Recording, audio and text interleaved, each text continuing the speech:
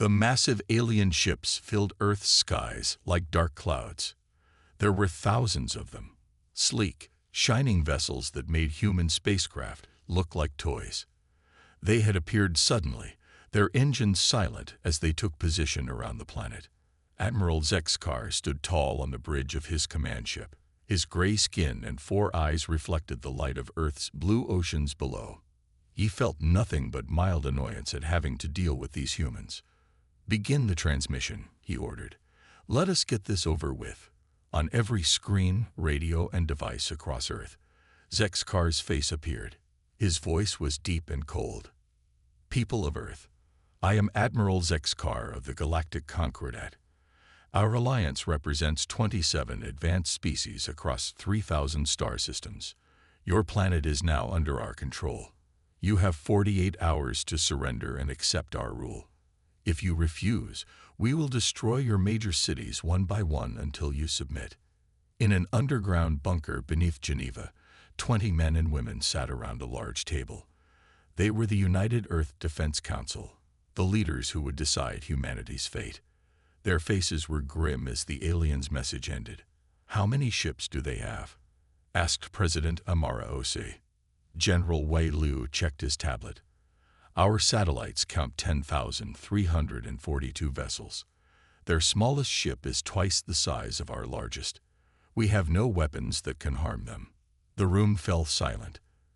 Then, from the end of the table, Admiral Helena Chen stood up. She was a small woman with steel-gray hair and eyes that had seen too many wars. "That's not entirely true," she said quietly. All eyes turned to her. "Madam President, it's time to activate the Dreadnought program." President Ose's eyes widened. "That's just a theory project. It's not real." Admiral Chen shook her head. "It's been real for 28 years. When we discovered that alien scout ship in Antarctica in 2097, we didn't just study it. We built from it." She pressed a button on her wrist device. Above the table, a hologram appeared showing the asteroid belt between Mars and Jupiter. The image zoomed in on 7 massive objects hidden among the rocks. "Meet humanity's real fleet," said Chen. 7 dreadnoughts, each 20 kilometers long. Built inside hollowed-out asteroids, powered by technology we reverse-engineered. They're not as advanced as the aliens, but they're armed with weapons no peaceful alliance would expect. The council stared in shock. "You built these in secret?" asked the Chinese representative. "Without approval." "With the approval of every council for the past 3 decades, Chen replied. "On a need-to-know basis. And now you all need to know." Above them, the alien fleet waited for Earth's answer. Zexkar was already planning which human cities to target first. These primitives would surrender quickly. They always did. His species had conquered dozens of worlds this way, and none had ever put up a real fight. "Sir," said his second-in-command, "the humans have not responded." Zexkar waved a hand dismissively. "They're probably arguing among themselves. Primitive species always do." But deep in the asteroid belt, something was stirring. 7 enormous shapes began to move, slowly at first, then picking up speed. Dormant weapons systems came online. Engines that had never been fired began to glow. Earth's answer was coming. Admiral Zexkar called an emergency meeting with his top commanders. Their holograms appeared around him, many looking damaged or shaken. "How are these humans defeating our superior technology?" he demanded. Commander Velnar, his chief scientist, spoke first. "Sir, we've studied their ships. The humans are using technology that's centuries behind ours, but they're using it in ways we never considered." "Explain," Zexkar ordered. "The Concordat has been at peace for 1,000 years. Our weapons are designed for ceremony and small pirate threats. But humans," she paused, "humans have been fighting each other their entire history. Their ships are built to take damage and keep fighting." Another commander added, "Their dreadnoughts have backup systems for their backup systems. When we damage one part, 3 more take over its function." Meanwhile, Lieutenant Marcus Rivera guided his disguised mining ship toward a key position near Jupiter. His true mission was now clear. His ship carried special communication devices that used quantum entanglement, particles linked across space that could send messages instantly, regardless of distance. Deploying quantum nodes, he said to his small crew. When active, these will let all our forces coordinate without the aliens intercepting our messages. On Earth, Colonel Okonkwo's resistance team got lucky. An alien scout ship crashed in the Amazon rainforest. Her team reached it before the aliens could send a rescue party. "Get this ship to the research base," she ordered as her soldiers secured the crash site. "Our scientists need to see their technology up close." Among the wreckage, they found something unexpected. A surviving alien officer. The four-eyed being was injured but alive. "Careful," Okonkwo said. "We need this one alive. He'll be our first prisoner of war." The alien's name was Pelvos, a junior commander from the Valerian species. As human medics treated his wounds, he watched them with surprise. He had been told that humans were violent savages who would torture or kill their enemies immediately. At the research facility, Dr. Maya Patel examined the alien ship with excitement. "This confirms our theories," she told her team. "Their shields are designed to stop energy weapons, not physical objects. That's why our kinetic weapons work so well." She pointed to the ship's engine. "Look at this. They have no protection against electromagnetic pulses. They've never needed it because no one uses such primitive attacks anymore." In orbit, the battle continued. The Dreadnought Typhon took heavy damage but refused to retreat. Inside, crews worked in sealed suits as sections of the ship lost air to space. Captain Jackson gave orders from a bridge partly exposed to vacuum, his suit's magnetic boots keeping him anchored to the floor. "Redirect power from life support to weapons," he ordered. "We don't need comfortable temperatures to fight." This was the human advantage. They were used to hardship and sacrifice. The aliens, with their centuries of peace, had forgotten what real war felt like. Admiral Chen received reports from all dreadnoughts. Typhon was badly damaged. Behemoth had lost 30% of its weapons, but they had destroyed over 200 alien ships. "They're retreating," her tactical officer reported. Chen nodded. "They'll be back with a better plan. We need to prepare for round 2. The first battle was over. Humanity had survived. But the war had just begun. The 48 hours passed. Earth gave no official answer to the aliens. "Their time is up," Admiral Zexkar said with a cold smile. "Begin the attack." The alien ships moved into position. Their weapons easily destroyed Earth's defense satellites. Within an hour, the humans had nothing left in orbit. Zexkar watched with satisfaction as his fleet surrounded the blue planet. "Prepare the victory announcement," he ordered. "Tell all ships to get ready for the ground invasion." Far away, near the edge of the solar system, a small mining ship floated silently. Inside, Lieutenant Marcus Rivera received an encrypted message on his personal device. The message contained just 2 words: Ghost Protocol. Marcus's heart raced. He had trained for this moment for years, but never truly believed it would come. He pressed his hand against a hidden scanner on the wall. A section of the floor slid open, revealing a ladder leading down to a secret room. The mining ship was actually a military vessel in disguise. "Computer, activate combat systems," Marcus said as he reached the hidden bridge. Around him, the ship transformed. Mining equipment folded away, revealing weapon turrets. Engines that had been running at low power suddenly glowed brighter. "Ghost Protocol activated," the computer announced. Awaiting orders. Marcus wasn't alone. All across the solar system, hundreds of disguised ships and stations were changing. Earth had been preparing for this day. Back on Earth, Colonel Amara Okonkwo led her Special Forces team through underground tunnels beneath New Lagos. They carried advanced weapons and wore armor that could deflect alien scanners. "All teams report in," she ordered into her communicator. One by one, resistance cells from every continent responded. They were ready to fight when the aliens landed. In orbit, Admiral Zexkar prepared to speak to the humans again. His face appeared on screens worldwide. "People of Earth," he began, "your silence has been taken as refusal. But the Galactic Concordat is merciful. We will not destroy your civilization. Instead, you will join us as a protected species. Your resources are now ours. Your governments are dissolved. Resistance will." Suddenly, one of his officers interrupted. "Admiral, we detect large objects moving from the asteroid belt." Zexkar frowned. "What objects?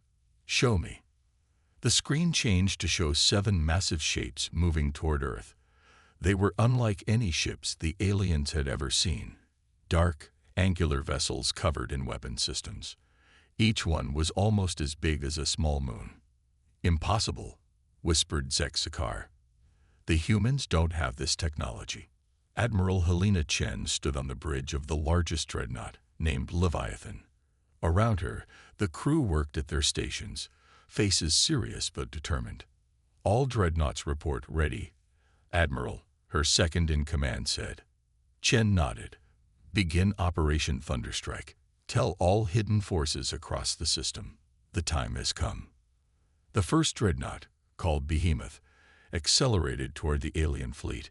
Its weapons were simple but devastating. Giant rods made of tungsten, accelerated to incredible speeds. They could punch through any ship without needing advanced technology. The other dreadnoughts released thousands of small fighter craft that swarmed toward the surprised alien vessels. The Concordat fleet, caught celebrating their easy victory, was completely unprepared. Their neat formation fell apart as the human attack began. Earth's real war had just started. Lieutenant Rivera and his team worked quickly inside the Pluto facility. The secret base wasn't a weapon as many believed. It was something far more powerful, a massive quantum communication array. "Power up the main transmitters," Rivera ordered. "We need maximum range." Engineers activated enormous machines that had waited dormant for years. The facility hummed with energy as satellite dishes larger than football fields pointed toward the stars. "What exactly does this do?" asked one of Rivera's team. "It lets us speak to the entire galaxy at once," Rivera explained. "No delays, no blocking, no jamming. When we broadcast, everyone will hear." The array had been built for one purpose: to reveal the truth to the galaxy if Earth ever faced extinction. That moment had come. In space, Admiral Zexkar prepared to launch the Planet Killer. The illegal weapon glowed with deadly energy as it was loaded into a launch tube. "Target locked on Earth's core," reported his weapons officer. "Ready to fire." Zexkar smiled coldly. "Fire." But before he could press the launch button, something unexpected happened. Every screen, display, and communication device throughout the Concordat fleet suddenly changed. The same images appeared everywhere, scenes from Earth. Rivera's quantum array was broadcasting. It showed the beauty of Earth, its oceans, forests, and cities. It showed children playing, families together, people of all kinds living their lives. Then it shifted to show the destruction caused by the Concordat's attack. Burning cities, injured civilians, the horror of war brought to a peaceful planet. Next came historical records, humanity's own violent past, their world wars, their near self-destruction, and finally, their determination to never be conquered again. The broadcast included footage from Concordat ships, showing Admiral Zexkar ordering the use of the forbidden Planet Killer. This evidence was now visible to every species in the galaxy. The effect was immediate. Several Concordat captains refused to continue fighting. Some even turned their weapons toward Zexkar's flagship. "What is happening?" Zexkar shouted as his officers reported ships breaking formation. The quantum broadcast had reached the Galactic Council as well. The representatives watched in shock as Zexkar's crimes were exposed. "This attack was never authorized," declared the Thelian ambassador. "Admiral Zexkar has violated our most sacred laws." The council voted immediately, with 25 species now united against continuing the war. Only the Valerians, Zexkar's own species, still supported the attack. Orders went out to all Concordat ships. Stand down. Cease all hostilities. Return to Concordat space immediately. Seeing his plans collapse, Zexkar grew desperate. I will not be stopped, he screamed, reaching for the launch controls himself. At that moment, the Arxer fleet arrived, led by Speaker Tixera. Their small, fast ships swarmed Zexkar's flagship, targeting its weapon systems. Admiral Chen saw her opportunity. All dreadnoughts converge on the enemy flagship. End this now. The remaining human dreadnoughts moved toward Zexkar's ship. Most of the Concordat fleet was already retreating, leaving their admiral unprotected. Aboard Zexkar's ship, the captured alien Pelthos had shared one final piece of information with Earth: the emergency shutdown codes for Concordat flagships. Colonel Okonkwo had transmitted these codes to Admiral Chen.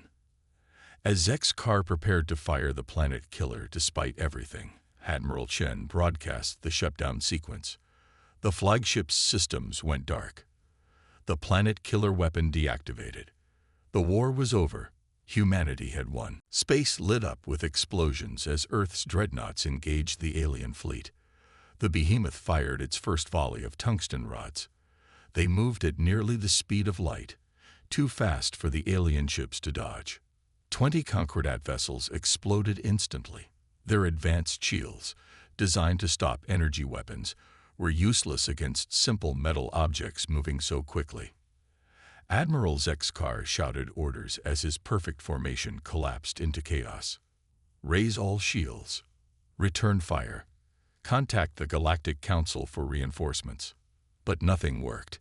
His communications officer turned with a pale face. Sir, we can't send messages. Something is blocking all our channels. This was Lieutenant Marcus Rivera's work. His disguised mining ship was now activating special jammers that confused the alien communication systems. Similar ships all over the solar system did the same. Aboard the Leviathan, Admiral Chen watched the battle on a large screen. The 7 dreadnoughts looked like crude metal boxes compared to the sleek alien ships, but they were built for one purpose: war. Dreadnought Kraken, move to Sector 4, she ordered. Dreadnought Typhon, launch all fighters. The smallest dreadnought, Typhon, opened its massive hangar doors. Thousands of fighter craft poured out. They were simple machines with human pilots, each armed with weapons designed to exploit the weaknesses of alien shields. A young pilot named Sarah Kamal led the first attack wing. Remember your training, she told her squad over the radio. Their shields stop energy, but not physical objects. Use the railguns first, then missiles. Her fighters swarmed around a large alien cruiser, firing small metal projectiles at its engine sections. The cruiser tried to fight back, but its weapons were designed to hit large targets, not small, fast-moving fighters. On the alien command ship, Admiral Zexkar couldn't believe what was happening. How could these primitive humans fight so effectively? Sir, his science officer said, we've analyzed their weapons. They're not advanced at all. They're using simple kinetic weapons, metal objects at high speed. That's impossible, Zexkar said. No civilized species uses such crude methods. But the humans weren't fighting like a civilized species. They were fighting like survivors who would use any advantage. The 3rd dreadnought, called Cerberus, moved directly toward the center of the alien fleet. It took heavy damage as hundreds of energy beams hit its thick armor. But it didn't stop. Inside, the crew worked calmly despite the ship shaking around them. Hull breach on decks 12 through 15, reported an officer. Sealing those sections. The captain nodded. Continue advance. Prepare the asteroid launchers. Cerberus had been built inside a hollowed-out asteroid, and parts of that asteroid had been saved as ammunition. Now, it launched chunks of rock at the alien ships, simple but devastating. Back on Earth, people watched the battle through telescopes and on screens showing satellite images. After the initial fear, a new feeling spread: hope. Colonel Okonkwo received updates in her underground base. The dreadnoughts are working. she told her soldiers. Now we prepare for our part. When they send ground forces, we'll be ready. In space, the surprised Concordat fleet began to retreat, regrouping at a safe distance. For the first time in centuries, they had met an enemy who could fight back. And the battle had only just begun. 3 months after the battle, Earth had changed forever. Repair crews worked to rebuild damaged cities. The skies, once filled with warships, now hosted vessels of peace and trade. In Geneva, a new building rose where the old United Nations had stood. This one was much larger, with spaces designed for beings of all shapes and sizes. It was the headquarters of the Galactic Compact, a new alliance founded on mutual respect rather than conquest. Admiral Helena Chen stood at a large window, watching ships land at the nearby spaceport. Some were human, but many belonged to former Concordat species. She wore a new uniform with a symbol showing Earth and stars. "Admiral, they're ready for you," said her aide. Chen nodded and walked to the main chamber. Inside, representatives from 34 species waited, including humans, former Concordat members, and the Orcs. President Osi gestured for Chen to join her at the main table. "Today we sign the final agreement," Osi announced. "The war is officially over, and a new era begins." The Thelian ambassador, who had opposed the war from the start, spoke next. "The Concordat ruled through fear for 1,000 years. It has now been disbanded. In its place, we build something better, a true partnership of worlds." Admiral Zekskar had been tried for war crimes and imprisoned on his homeworld. The Valerians, embarrassed by his actions, were working hard to regain the trust of other species. Lieutenant Marcus Rivera became the captain of Earth's first official exploration vessel. His mission was to map regions beyond known space, seeking new friends rather than enemies. "Set course for the Andromeda Arm," he told his crew as their ship, the Discovery, left orbit. "Let's see what's out there." Colonel Okonkwo established the new Galactic Security Council, with representatives from Earth and allied species. Their job was to prevent future conflicts and mediate disputes. "We learned the hard way how to resolve differences," she told her multinational team. "Now we can teach others." Most surprising to many was the appointment of Pelthos as the first alien ambassador to Earth. The former Concordat commander had become a strong advocate for human-alien cooperation. "I came to conquer your world," he told a group of human children at a school.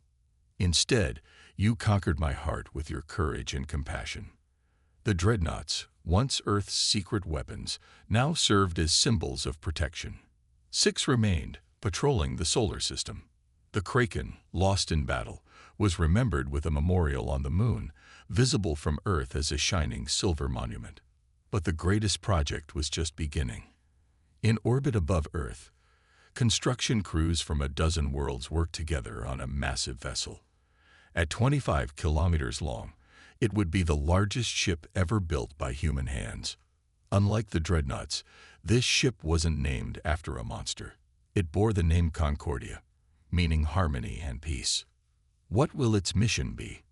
a reporter asked Admiral Chen of a construction site. "Exploration," Chen replied.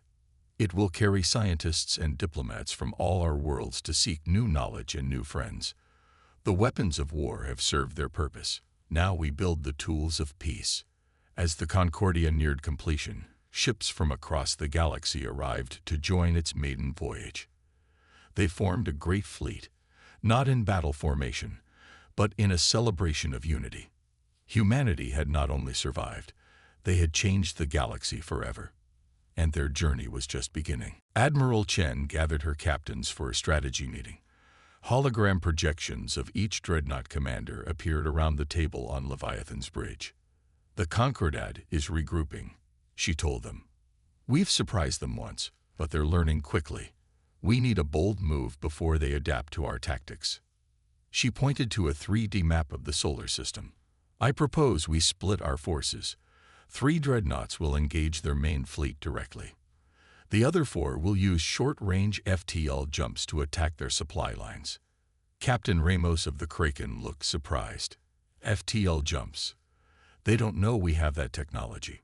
Exactly, Chen smiled. We've kept it secret for decades. Aboard the Kraken, Chief Engineer Dr. Sophia Kim prepared the FTL drive, a technology humans had reverse-engineered from that crashed alien scout ship found in Antarctica 50 years ago. The drive can only make short jumps, she explained to her team. But it will be enough to appear behind the enemy lines without warning. As engineers worked, Dr. Kim revealed the truth to her assistant. The aliens have been watching Earth for over a century. We knew they were there, but pretended we didn't, all while studying their technology and preparing these ships. The Concordat fleet had retreated to Mars orbit. Admiral Zekskar was furious but trying to remain calm. These humans are clever, but they are still primitive, he told his commanders. They caught us by surprise. That will not happen again. He ordered new formations designed to counter the human kinetic weapons. His ships spread out, making it harder for tungsten rods to hit multiple targets at once. What Zekskar didn't know was that humans had another weapon ready. On the Dreadnought Cerberus, crews loaded special cargo into launch tubes, large asteroids fitted with simple rocket engines. Asteroid bombs ready, Captain, reported the weapons officer. The captain nodded. Target their most concentrated formations. The plan began. 3 Dreadnoughts, Behemoth, Typhon, and Cerberus, moved toward the Concordat fleet in what looked like a direct attack. The aliens prepared to meet them. Then, something impossible happened. The other 4 Dreadnoughts disappeared from their positions. Alien sensors lost them completely. Where did they go? Zekskar demanded. His answer came moments later when the missing human ships suddenly appeared behind his fleet. The Kraken, commanded by Captain Ramos, led the surprise attack. All weapons fire, Ramos ordered. The 4 Dreadnoughts launched their attacks against the unprepared rear of the alien formation. At the same time, Cerberus released its asteroid bombs. Huge rocks accelerated toward the enemy ships. Caught between 2 forces, the Concordat fleet suffered heavy losses. Their neat formations broke apart as captains tried to avoid both the human ships and the flying asteroids. Watching from his command ship, Zekskar finally understood the danger these humans posed. Send a message to the Galactic Council, he ordered. Request immediate reinforcements. These humans are not just defending their planet. They're fighting to win. As his officer sent the message, Zekskar made a difficult decision. Order all ships to retreat beyond the orbit of Mars. We need time to develop a new strategy. For the first time in his career, Admiral Zekskar ordered a retreat. As his ships pulled back, the humans didn't pursue. They too needed time to repair and regroup. The first phase of the war had ended, and the Galactic Council, receiving Zekskar's urgent message, began to worry about this unexpected threat from a planet they had considered primitive. The battle for Earth grew more desperate by the hour. The Concordat fleet had taken heavy losses, but continued to press their attack. 3 of the 7 Dreadnoughts were badly damaged. The Kraken, commanded by Captain Ramos, had lost half its weapons and most of its outer hull. Inside, fires burned across multiple decks. The medical bay was filled with injured crew members. Chief Engineer Dr. Sophia Kim worked frantically to keep the engines running. A massive explosion rocked the ship, throwing her against a wall. When she stood up, she saw that most of her engineering team was dead. Captain, she called over the emergency communication system. The main reactor is failing. We have 10 minutes before it explodes. On the bridge, Captain Ramos looked at the tactical display. The Kraken was surrounded by Concordat ships, with no escape route. Dr. Kim, he said, is the FTL drive still working? Yes, Captain, she replied. But just barely. We have enough power for one short jump. Ramos closed his eyes for a moment. Then I know what we must do. He opened the ship-wide communication channel. All surviving crew, this is the captain. Abandon ship immediately. Get to the escape pods. As sirens blared and crew members rushed to evacuate, Ramos spoke privately to Dr. Kim. Sophia, I need you to stay. We're going to use the Kraken for one final mission. Kim understood immediately. I'll prep the FTL drives, sir. We'll take as many of them with us as we can. On Earth, Colonel Okonkwo's forces had captured a landed Concordat ship. Inside, they found communication equipment that could intercept alien transmissions. We're picking up something important, her technology officer reported. The enemy admiral has authorized the use of a planet-killer weapon. It violates their own laws of war. Okonkwo's face hardened. Send this information to Admiral Chen immediately. In space, the battle paused briefly as the Kraken, trailing fire and debris, suddenly accelerated toward the heart of the Concordat formation. What are they doing? Admiral Zexkar asked, watching the damaged human ship approach. Sir, they're on a collision course with our command group, his officer replied nervously. Destroy that ship immediately, Zexkar ordered. But it was too late. Aboard the dying Kraken, Dr. Kim activated the FTL drive manually. With tears in her eyes, she looked at a photo of her family one last time. For Earth, she whispered, pushing the final activation switch. The Kraken disappeared in a flash of light, jumping into FTL directly in the middle of the Concordat fleet. The laws of physics couldn't handle a ship exiting FTL inside other solid objects. The resulting explosion created a small, temporary black hole. Over 300 alien ships vanished instantly, including 3 of their largest carriers. The explosion lit up Earth's sky like a second sun. For a moment, all fighting stopped as both sides witnessed the sacrifice. Admiral Chen received the message about the planet-killer weapon at the same time. Using the evidence provided by Okonkwo's team, she broadcast the information to all ships, including the Concordat fleet. Admiral Zexkar has authorized forbidden weapons that will destroy Earth completely. Her message said, he violates your own sacred laws. Many Concordat captains were shocked. Their mission was to conquer Earth, not destroy it. Some began to question their orders. On his damaged flagship, Zexkar realized his plans were exposed.